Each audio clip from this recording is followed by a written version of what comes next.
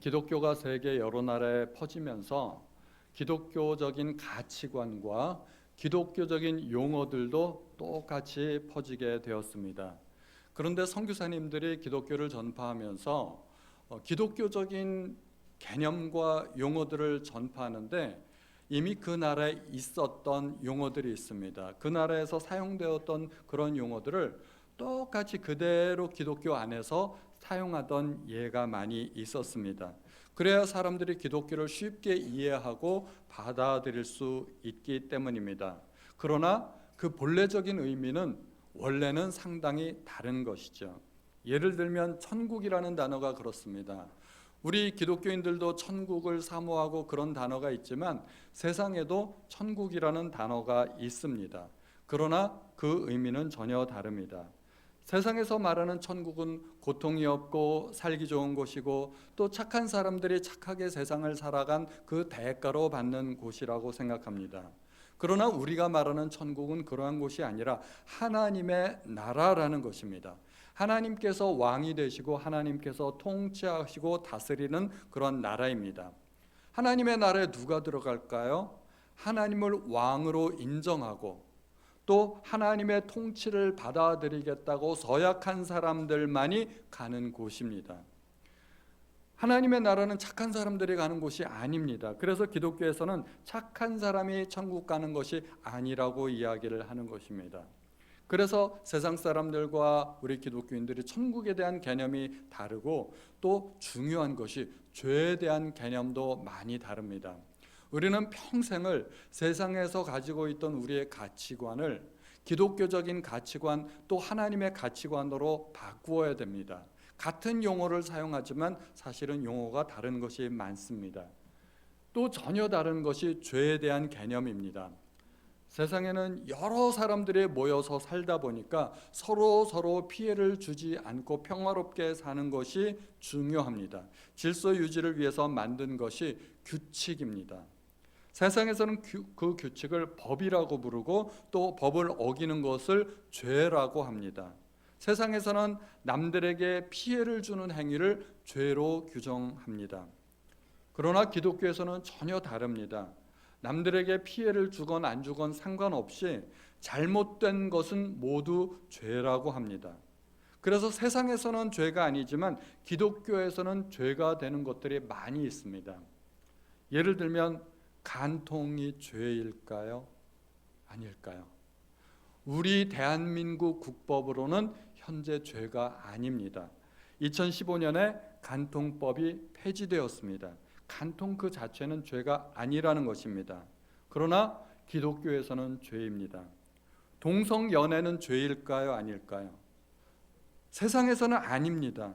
동성끼리 좋아한다는데 뭐가 문제가 되겠습니까? 우리끼리 좋아한다는데 뭐 니들에게 피해 준 것 있어? 이렇게 세상 사람들은 질문할 수도 있습니다. 그러나 기독교적인 시각으로 볼 때 그것은 잘못된 것이고 죄입니다. 하나님께서 남자와 여자를 만드셨고 둘이 만나 하나가 되는 법을 주셨기 때문에 동성연애는 잘못된 것입니다. 성전환 수술을 받는다. 죄일까요? 아닐까요? 세상에서는 죄가 아닙니다. 내 성을 내가 결정하겠다는데 누가 뭐라고 하겠습니까? 그러나 기독교에서는 그것이 죄가 됩니다. 하나님께서 주신 성을 내가 바꾸는 것은 옳은 일이 아니라는 것입니다. 세상에서는 자살도 죄는 아닙니다. 그러나 기독교에서는 자살을 죄로 규정합니다. 옳지 않기 때문입니다. 우리는 세상에서 살아가면서 나의 행위로 누가 피해를 볼 수 있는가 따지는 것도 중요하지만 더 중요한 것은 그것이 옳은가 옳지 않은가를 따져야 됩니다. 그런데 옳고 그름의 기준이 하나님이시라는 것입니다. 그것이 중요합니다. 예를 들어 물고기가 이렇게 말을 하고 행동을 한다고 한번 생각해 보죠. 난 물이 싫어. 난 물을 떠나서 내 마음대로 살고 싶어. 그래서 물을 떠나 육지에서 살기 시작했습니다. 이게 옳은 걸까요? 대단히 잘못된 겁니다. 물고기가 물을 떠나는 그 자체로 잘못된 것입니다. 왜냐하면 하나님께서 천지를 창조하실 때 공중에 새를 만드시고 바다에 물고기를 만드셨다고 합니다. 물고기는 바다에 있는 것이 원칙입니다. 물고기가 물을 떠나면 그것을 기독교에서는 죄라고 이야기합니다. 그것이 무엇이 잘못되느냐 물을 수 있겠지만 우리가 보기에는 잘못된 거예요. 물고기는 물에 있어야 됩니다. 물고기는 물을 떠나면 죄를 지은 것이고 그 죄의 대가로 죽음을 면치 못합니다. 스갱시의 염소라는 알퐁스도트의 단편 소설이 있습니다. 울타리 안에 살고 있던 새끼 염소가 한 마리 있었는데 늘 그 울타리에다 앞다리를 걸쳐놓고 바깥 세상을 동경하고 그리워하였다는 것입니다. 어느 날 목자가 한눈을 파는 사이에 이 염소가 울타리의 낮은 곳을 기어 올라서 뛰어넘었습니다. 밖으로 나왔습니다. 밖에 나오니까 얼마나 좋은지 몰라요. 신선한 바람이 있고 푸른 초장이 있고 맑은 시냇물이 있었습니다. 이 염소는 새끼 염소는 마음껏 자유를 누렸습니다. 그러다가 저녁이 되었고 늑대를 만나게 되었습니다. 새끼 염소는 늑대를 맞아 장렬하게 싸우다가 전사했다는 이야기입니다. 이 이야기 속에서 새끼 염소는 목자를 떠나 울타리 밖으로 나가면 사실은 안 되었던 것입니다. 그것은 잘못된 겁니다. 기독교적으로 말하자면 그것은 죄를 지은 것입니다. 그 죄의 대가로 새끼 염소는 죽음을 맞게 된 것입니다. 만약에 우리가 난 하나님이 싫어, 난 하나님을 떠나 내 마음대로 살 거야, 그렇게 한다면 세상에서 볼 때는 자유를 누리는 것입니다. 하지만 기독교적인 시각으로 볼 때 그것은 대단히 잘못된 일이고 죄입니다. 그래서 인간이 지은 죄 중에 가장 큰 죄가 하나님을 떠난 죄입니다. 하나님을 믿지 않는 죄가 너무나 큽니다. 하나님만 믿으면 하나님께로 돌아올 수 있는데 하나님을 믿지 않고 하나님께 돌아오기를 거부하는 죄 때문에 인간은 영생을 누리지 못하는 것입니다. 그래서 아무리 착한 사람도 하나님을 믿지 않으면 믿지 않는 그 죄가 훨씬 더 크기 때문에 그 죄의 대가로 결국은 죽음을 맞이하게 되는 것입니다. 이스라엘 백성은 어떤 죄를 지었을까요? 하나님께서 예레미야에게 말씀하신 유다 백성의 죄악은 두 가지입니다. 예레미야 2장 13절에 보면 두 가지 죄악이 나타나 있는데요. 같이 한번 읽어보겠습니다. 시작. 내 백성이 두 가지 악을 행하였나니 곧 그들이 생수의 근원되는 나를 버린 것과 스스로 웅덩이를 판 것인데 그것은 그 가두지 못할 터진 웅덩이들이니라. 아멘. 첫 번째는 생수의 근원 대신 하나님을 버린 것입니다. 두 번째는 웅덩이를 판 것입니다. 첫 번째는 이해가 되죠? 약간은 이해가 됩니다. 하나님을 버렸다는데 그건 잘못된 거야. 이해가 됩니다. 그런데 그 하나님은 생수의 근원이 되십니다. 끊임없이 계속해서 솟아나는 생수가 되시는 하나님이신데 그 생수를 버렸기 때문에 물을 얻기 위해서는 또 다른 방법을 강구해야 됐습니다. 웅덩이를 팠습니다. 웅덩이를 파고 물을 가두어두면 언제고 필요할 때 물을 사용할 수 있기 때문입니다. 그런데 웅덩이를 판 것이 죄랍니다. 웅덩이를 판 게 왜 죄가 될까요? 웅덩이를 팠다는 것은 내 힘으로 물을 얻겠다는 것입니다. 다시 말하면 하나님이 필요 없다는 것입니다. 물을 얻기 위해 생수를 의지하든지 웅덩이를 의지하든지 둘 중에 하나만 있으면 됩니다. 그런데 생수를 버리고 웅덩이를 팠다는 것은 하나님 없이 내 힘으로 살겠다는 것이고 그것이 죄라는 것입니다. 죄의 개념이 세상과 기독교 안에서는 전혀 다르다는 것을 우리가 알아야 됩니다. 유대인들이 목숨 걸고 지켰던 율법 가운데 할례와 안식일이 있습니다. 그런데 혹시 안식일의 유래가 어떻게 되는지 아시나요? 왜 안식일이 생겼는지 성경에는 두 가지 유래를 이야기하고 있습니다. 출애굽기의 유래가 있습니다. 다 같이 읽어보겠습니다. 시작. 이는 엿새 동안에 나 여호와가 하늘과 땅과 바다와 그 가운데 모든 것을 만들고 일곱째 날에 쉬었음이라. 그러므로 나 여호와가 안식일을 복되게 하여 그 날을 거룩하게 하였느니라. 아멘. 우리가 잘 아는 대로 하나님께서 6일 동안 천지를 창조하시고 제7일에 안식하셨습니다. 이것이 안식일의 원래 의미인데, 그런데 가나안 땅에 들어가면서 안식일의 유래가 바뀝니다. 신명기 5장 15절에 다 같이요. 시작. 내가 애굽 땅에서 종이 되었더니 내 하나님 여호와가 강한 손과 편팔로 거기서 너를 인도하여 내었나니 그러므로 내 하나님 여호와가 내게 명령하여 안식일을 지키라 하느니라. 아멘. 출애굽기에 나오는 10계명은 하나님께서 직접 돌판에 써주신 계명들입니다. 출애굽기에서 모세가 10계명을 이야기할 때 그 계명들은 하나님의 명령을 그대로 전한 것입니다. 그런데 신명기는 40년이 지난 후 가나안 땅에 들어가 살아야 할 출애굽 2세대들에게 주시는 하나님의 말씀이고 모세가 설교한 것입니다. 모세는 그들에게 10계명을 다시 한번 이야기합니다. 그런데 안식일에 관한 제4계명의 유래가 바뀝니다. 모세의 설교 속에서 원래 10계명의 돌판에 있던 그 4계명이 모세가 설교하면서 계명이 바뀝니다. 그 유래가 바뀝니다. 하나님의 구원과 관련이 있다는 것입니다. 하나님께서 강한 손과 편팔로 그들을 구원해 주셨기 때문에 안식일을 지켜야 한다는 것입니다. 그들은 하나님의 능력으로 애굽에서 구원받은 하나님의 백성이고, 하나님의 백성은 마땅히 하나님의 백성다운 표식을 가져야 하는데 그것이 안식일이라는 것입니다. 안식일을 지킴으로 그들은 나는 하나님의 백성이다 라는 생각을 가질 수 있었다는 것입니다. 하나님의 백성은 하나님의 능력으로만 살아가는 백성입니다. 이것 때문에 이스라엘 백성은 광야에서 40년간 훈련받았습니다. 하나님의 능력으로만 사는 법. 이스라엘이 홍해를 건너고 시내산까지 오는데 무려 3개월이나 걸렸습니다. 그 거리가 원래 그렇게 긴 거리가 아닙니다. 불과 며칠이면 올 수 있는 거리였습니다. 그런데 하나님은 불과 구름 기둥으로 그들을 인도하시면서 그렇게 오래 인도하셨습니다. 3개월 동안에 그들은 출애굽 때 준비했던 모든 양식이 다 떨어졌습니다. 그리고 드디어 만나를 먹기 시작합니다. 하나님은 그들이 애굽의 양식이 아니라 하나님께서 친히 준비하신 그 양식을 먹이고 싶으셨던 것입니다. 광야에서 그렇게 그들은 하나님께서 준비한 하나님의 능력인 만나를 양식으로 삼았습니다. 거기에다가 하나님은 한 가지 계명을 더 주셨습니다. 안식일에는 일하지 말라는 것입니다. 안식일에는 만나가 없다는 것입니다. 안식일은 만나를 거두지 않아도 그 전날 거둔 만나로서 그들은 충분히 먹을 수 있었습니다.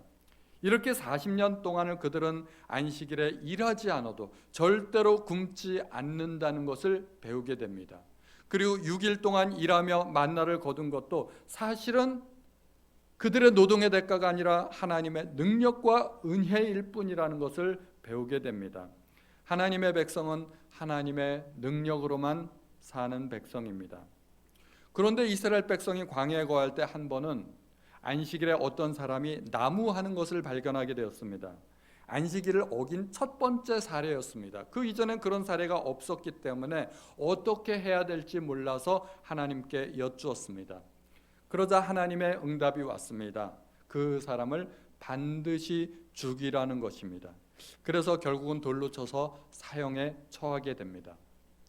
혹시 나는 이 사건이 충분히 이해가 된다 이런 분 계세요? 난 정말 그래, 하나님의 그 결정이 정말 내 마음에 딱 마음에 드는 결정이다 이렇게 생각되시는 분이 있어요? 여러분, 이거는요 세상적인 관점으로는 죽었다 깨나도 이해할 수 없는 사건입니다. 안식일에 나무한다고 해서 다른 사람에게 피해 준 사실이 있습니까? 먹고 살겠다고 남들보다 좀 열심히 일했는데 그것이 죄가 되었고 사형 선고를 받았습니다. 세상적인 관점으로는 이건 죽었다 깨나도 이해할 수 없습니다. 그러나 우리는 이 사건을 이해해야만 합니다. 중요하게 생각해야 됩니다. 왜냐하면 이 사건 속에는 하나님의 마음이 들어있기 때문입니다. 그래서 우리가 이 사건을 이해하려면 하나님의 마음을 먼저 이해해야 됩니다. 그가 도대체 무슨 죄를 지었을까요? 나무하는 것이 죄가 아닙니다. 단순히 남들보다 더 열심히 일한 것이 죄가 아닙니다. 이 사람의 근본적인 죄는 하나님을 믿지 않는 죄입니다. 다시 말하자면 자기 힘으로 자기의 능력으로 살려고 했다는 것입니다. 나는 하나님 없이 내 힘으로 살 거야. 또는 하나님이 나를 돌보아 주시지 않으니 나는 내 힘으로 살아갈 수밖에 없어라고 생각했다는 것입니다. 이것이 큰 죄가 되었고 결국은 사형을 당하게 된 것입니다. 사람은 하나님이 주신 법 안에 있어야만 되고 하나님의 도우심으로만 살아가야 된다는 사실을 하나님께서 한 사건을 통해서 우리에게 보여주시는 것입니다. 물고기가 물을 떠나면 죄가 됩니다. 염소가 울타리를 떠나면 그것도 죄가 됩니다. 포도나무 가지가 나무를 떠나 홀로 있게 되면 결국은 말라 비틀어져 죽게 되는 것입니다. 그것은 죄의 결과입니다. 탕자가 아버지를 떠나면 그 자체로 죄입니다. 인간이 하나님을 떠나면 그것이 죄라고 성경에서 이야기하는 것입니다. 유대인들은 하나님께 선택된 하나님의 백성입니다. 하나님께서 아브라함을 부르셨고 아브라함을 통하여 큰 민족을 이루게 되었습니다. 말하자면 그들은 하나님의 울타리 안에 있게 된 백성입니다.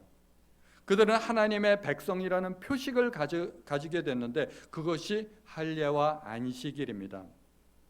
목장주들은 자기의 소들을 다른 목장의 소들과 구분하기 위해서 불도장을 찍었습니다. 낙인이라고 그렇죠.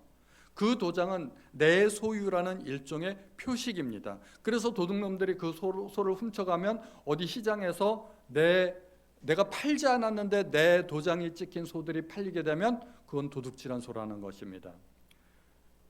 내 것이기 때문에 도장을 찍었지 도장 찍는다고 다 내 것 되는 것은 아니지요.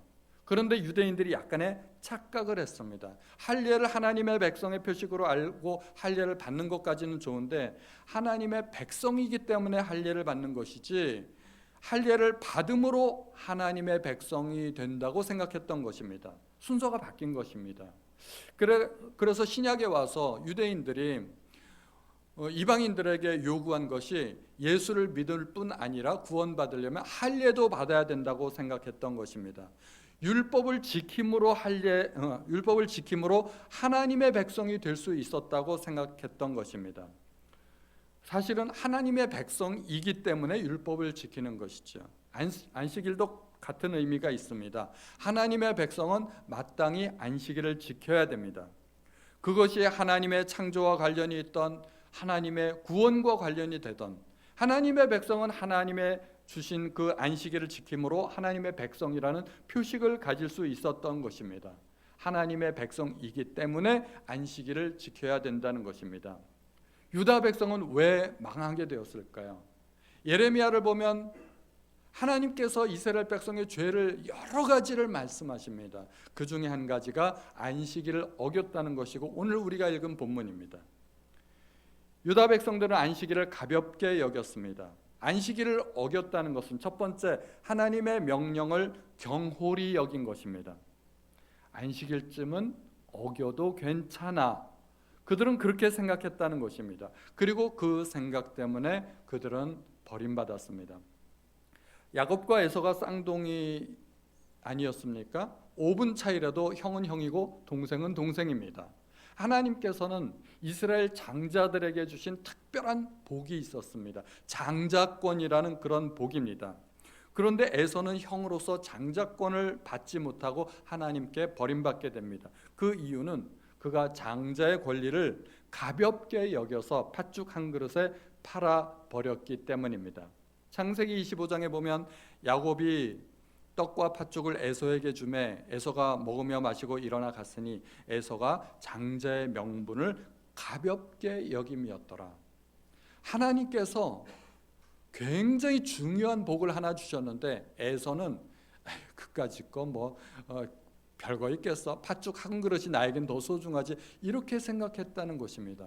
하나님은 소중한 복을 주셨는데 에서가 가볍게 여겼다면 하나님의 마음속에 괘씸한 그런 생각 또는 섭섭한 생각이 들지 않았겠습니까? 내가 중요한 것을 주었는데 그래서 에서가 버림을 받게 된 것입니다.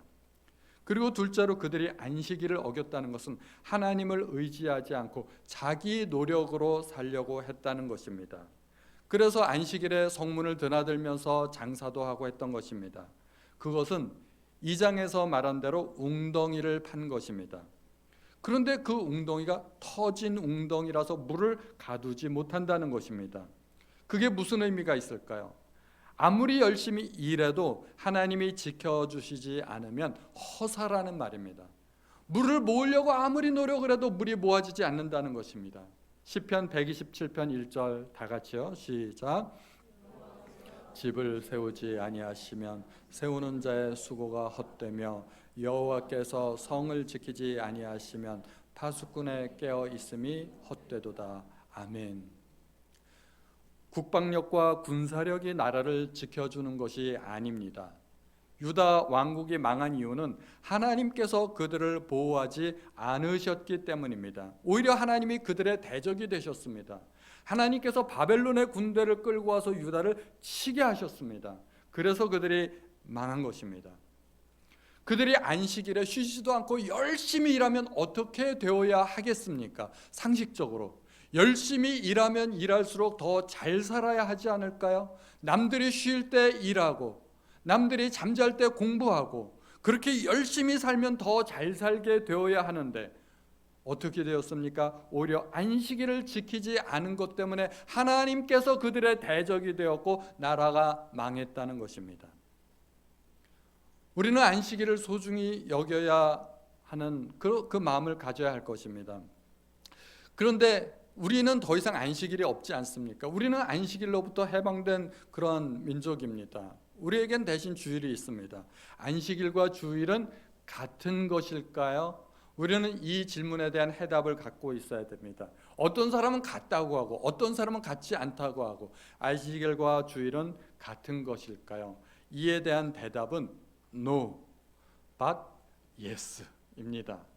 이게 뭔 뚱딴지 같은 소리냐 생각이 들 수 있습니다. 노면 노고 예스면 예스이지 no but yes는 뭐냐? no이기도 하면서 yes이기도 하다는 것입니다. 예수님은 우리와 똑같은 인간이실까요? yes, but no. 둘 다 가능합니다. 예스도 가능하고 노도 가능하고 예수님은 우리와 똑같은 육체를 가지신 인간이셨습니다. 그러나 하나님의 아들이셨습니다.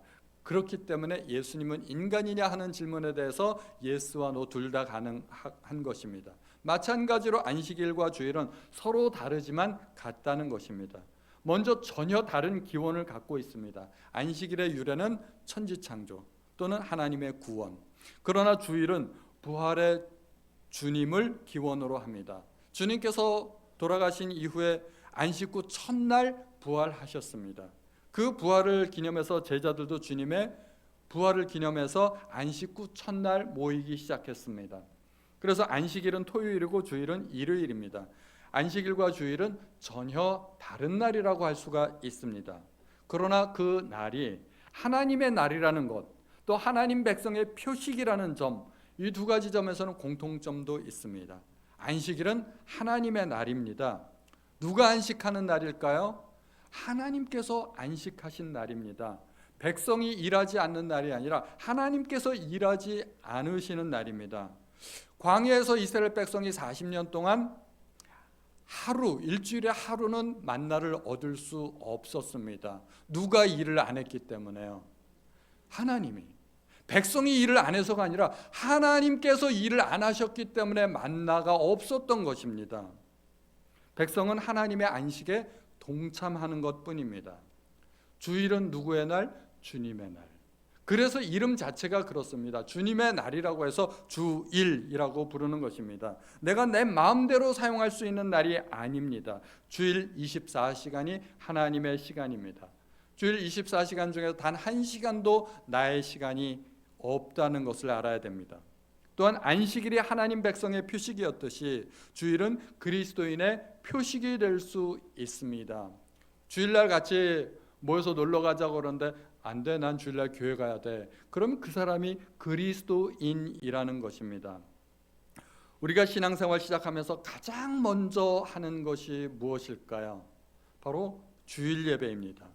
11조, 큐티, 새벽 예배 아무것도 아닙니다. 물론 중요하지만 신앙생활을 시작하면서 동시에 같이 시작하는 것이 주일 예배입니다. 어제 예수 믿고 신앙생활을 이제 막 시작하신 분들이나 예수 믿은 지 30년, 40년 되는 장로님이나 똑같이 주일 예배를 드립니다. 그러므로 주일 예배를 드리는 것이 뭐 그렇게 대단한 일이 아니라는 것입니다. 신앙생활의 기본 중의 기본이 주일 예배입니다. 그러므로 만약에 주일 예배를 빠진다면 어떻게 생각할까요? 기본기가 안 되어 있는 것입니다. 주일 예배를 지킨다고 해서 하나님의 백성이 되는 것은 아닙니다. 하나님의 백성이기 때문에 주일 예배를 드리는 것입니다. 모세 시대에는 안식일을 어기면 돌로 쳤습니다. 오늘날 그런 일은 없죠. 주일을 어긴다고 돌로 치나요? 그런 일은 절대 없습니다. 그러면 우리는 어느 정도나 주일을 지켜야 될까요? 예전에 어떤 목사님이 주일에 아기가 많이 아팠답니다. 막 발을 동동 구르면서 목사님이 교단에 전화했습니다. 어떻게 해야 될까요? 아기가 아픈데. 그랬더니 교단에서 온 응답이 안식일을 지켜야 하기 때문에 주일에는 병원도 가서는 안 된다는 것입니다. 안타깝게도 이 아기는 응급실에도 못 가고 결국 죽고 말았습니다. 그 목사님이 교단과 원수가 되었고 교단을 탈퇴하게 되었습니다.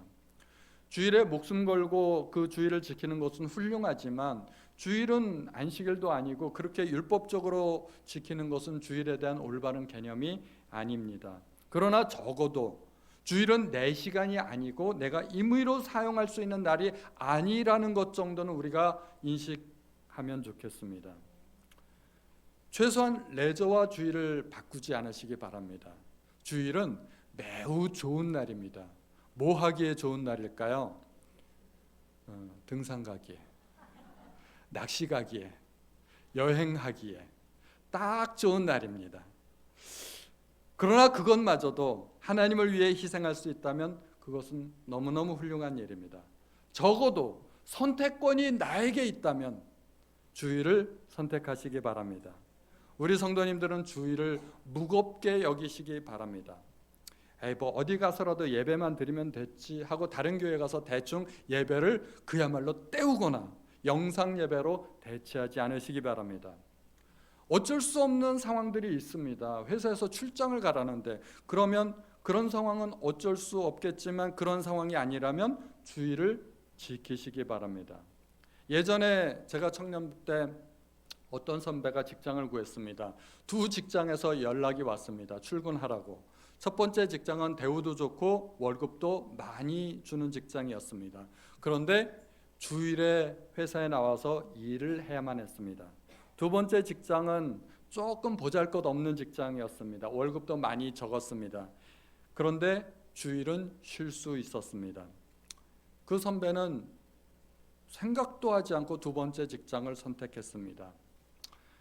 직장에서 주일날 근무하라고 하면 그건 내가 참 어떻게 하기가 어렵습니다. 내 선택이 아니기 때문에 어렵습니다.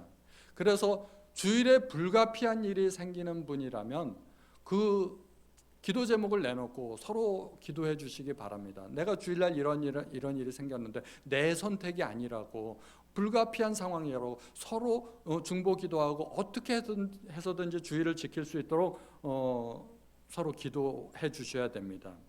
그러나 중요한 것은 주일을 소중히 여기는 마음입니다. 나에게 정말 소중한 것이라면 주일을 위해서 다른 것들을 어느 정도 희생할 수 있는 마음이 있어야 됩니다. 주일이 우리에게 소중하기 때문입니다. 오늘 본문에서 하나님은 안식일을 거룩하게 여기고 지키라고 명령하십니다. 안식일을 소중히 여긴다는 것은 하나님을 소중히 여기는 마음입니다. 율법은 짐이 아닙니다. 하나님을 사랑하면 율법을 지킬 수 있고 또 기쁨이 될 수 있습니다. 우리 성도님들은 주일날 교회에 나오는 것이 기쁨이 되시나요? 아니면 혹시 부담이 되시나요? 하나님의 백성은 주일을 기뻐할 수 있어야 된다는 것입니다. 지난주에 우리 학생부 수련회가 있었습니다. 제가 학생부 수련회 가서 특강 강사로 강의를 딱 하는데 딱 보니까 우리 교회 아이들과 우리 교회 아이들이 초청해서 온 친구들이 딱 구분이 되더라고요. 제가 강의를 시작하는데 우리 교회 아이들은 이제 저 양반이 무슨 얘기를 하려나 그래서 저를 쳐다보고 있는데 어쩔 수 없이 끌려온 애들 있잖아요. 그 아이들은 땅바닥만 쳐다보고 있더라고요. 그 아이들은 수련회가 있다고 해서 뭐 좋은 일이 있을 줄 알고 왔는데 찬송 부르죠, 기도하죠, 설교하죠. 너무 부담스러운 거예요. 뭐 귀에 하나도 들어오지도 않고 기도도 할 줄 모르고. 이게 하나님의 백성이 아니면 예배 드리는 것이, 찬송하는 것이, 기도하는 것이 큰 부담이고 짐이 됩니다. 그러나 하나님의 백성은 그것이 힘이 되고 능력이 됩니다. 하나님을 사랑하면 예배 드리는 것이 기쁨이고, 주님을 사랑하면 헌신하는 것, 봉사하는 것, 헌금하는 것 모두가 기쁨이 될 수 있습니다. 하나님께서 안식일을 거룩하게 지켜달라는 것은 하나님을 존중하고 사랑해달라는 의미가 있는 것입니다. 안식일에 그렇게 거룩히 하고 아무 일도 안 한다면 오늘 본문에 왕과 방백들이 병거와 말을 타고 성문으로 출입하게 된다고 합니다. 개선장군이 된다는 것입니다. 전쟁에 이기게 된다는 것입니다. 그것은 왕권과 정치, 국방, 외교, 국가의 안정을 의미합니다. 반대로 안식일을 지키지 않고 일을 하면 하나님께서 성문에 불을 놓으시겠다고 합니다. 외적의 침입을 받고 전쟁이 일어난다는 것입니다. 일주일에 하루를 쉬는 것과 안 쉬는 것이 왜 그런 차이를 가져올까요? 이게 상식적으로는 이해가 되지 않지만 신앙적으로 보면 이해가 됩니다. 안식일을 지키는 것은 하나님을 소중히 여기는 마음이고 그런 백성을 하나님께서 보호하시겠다는 것입니다. 안식일을 경홀히 여기는 것은 하나님의 계명을 가볍게 여기는 것이고 하나님의 능력 없이 내 능력으로 살아보겠다는 것입니다. 일하는 것이 결코 나쁜 일이 아닙니다. 하나님은 일을 장려하십니다. 하나님도 일하셨습니다. 타락 이전에는 일하는 것이 좋은 일이었습니다. 아담이 땅을 경작할 때 그 경작하다는 단어와 예배라는 단어를 똑같이 쓰고 있습니다. 에덴 동산은 하나님과 교제하는 장소였습니다. 그런데 타락 이후 아담은 에덴에서 쫓겨나게 되었고 더 이상 일은 즐거움이나 기쁨이나 예배가 아니라 고통이 되었습니다. 그러므로 하나님을 만나기 위해서는 예배를 위한 별도의 시간과 장소가 필요하게 되었습니다. 온전한 예배를 위해서는 일을 중단해야만 할 필요가 생긴 것입니다. 우선 멈춤이 필요합니다. 하나님을 위해 시간을 내야 합니다. 할 수만 있다면 주일을 온전히 하나님 앞에 드리시기 바랍니다. 주일은 하나님의 날이고 하나님을 위해 사용되어져야만 하는 날입니다. 안식일을 지키는 것이 그것이 예배이고 하나님과 다시 연결되는 것입니다. 열심히 사는 것 중요하지만 그것이 전부는 아닙니다. 안식이 필요합니다. 재충전이 필요합니다. 아무리 성능 좋은 휴대폰도 배터리 다 떨어지면 고물입니다. 쓸 수가 없습니다. 안식은 말하자면 영적으로 충전되는 시간입니다. 안식을 통해 하나님과 연결되고 하나님으로부터 능력을 받고 하나님으로부터 재충전되는 시간입니다. 국가와 사회의 안정은 예배로부터 시작됩니다. 예배가 잘 드려지면 가정과 사회가 안정되고 번영합니다. 그러나 예배가 훼손되면 개인의 삶도 직장도 가정도 평안이 사라지게 됩니다. 모든 것이 예배로부터 시작됩니다. 예배가 중요한 이유는 하나님만이 궁극적인 책임자이시고 보호자이시고 전능자이시기 때문입니다. 하나님께서 보호자시라면 예배는 전능자의 날개 그늘 아래 들어가는 것입니다. 하나님 말씀에 순종하고 안식일을 지키는 것은 결코 저절로 되지는 않습니다. 그것은 훈련을 통해서 이루어집니다. 그 훈련을 위해서 이스라엘은 광야에서 하나님께 훈련을 받습니다. 하나님께 만나 훈련을 받게 됩니다. 하나님께서 왜 만나를 주셨을까요? 상식적인 대답으로는 그들에게 양식이 떨어졌기 때문입니다. 그들이 먹고 살기 위해서 하나님은 만나를 주셨습니다.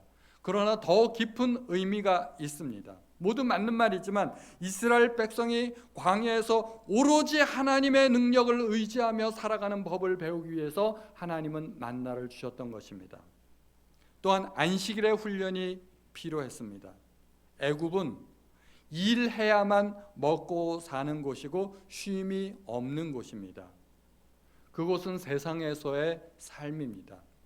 세상 사람들은 열심히 일하는 것, 오로지 일하는 것이 미덕입니다.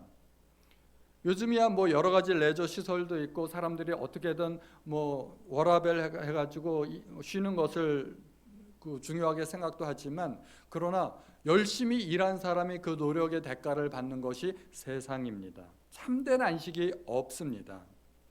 이스라엘 백성은 일주일에 6일간 만나가 내려서 하루하루를 먹고 살 수가 있었습니다.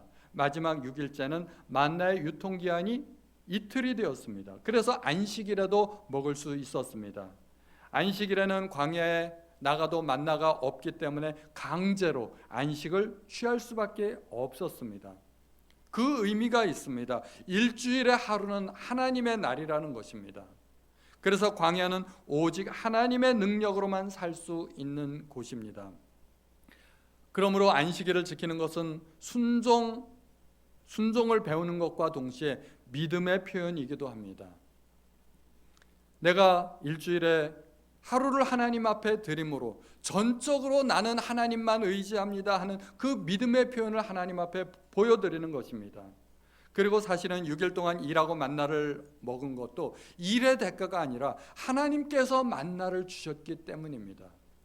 만나를 먹는 6일 동안도 하나님의 능력과 은혜고, 만나를 거둘 수 없는 안식일조차도 하나님의 능력과 은혜입니다. 이제 우리는 주일을 지킴으로 오직 하나님의 능력으로만 살아가시는 모든 성도님들 되시기를 우리 주님의 이름으로 축원드립니다.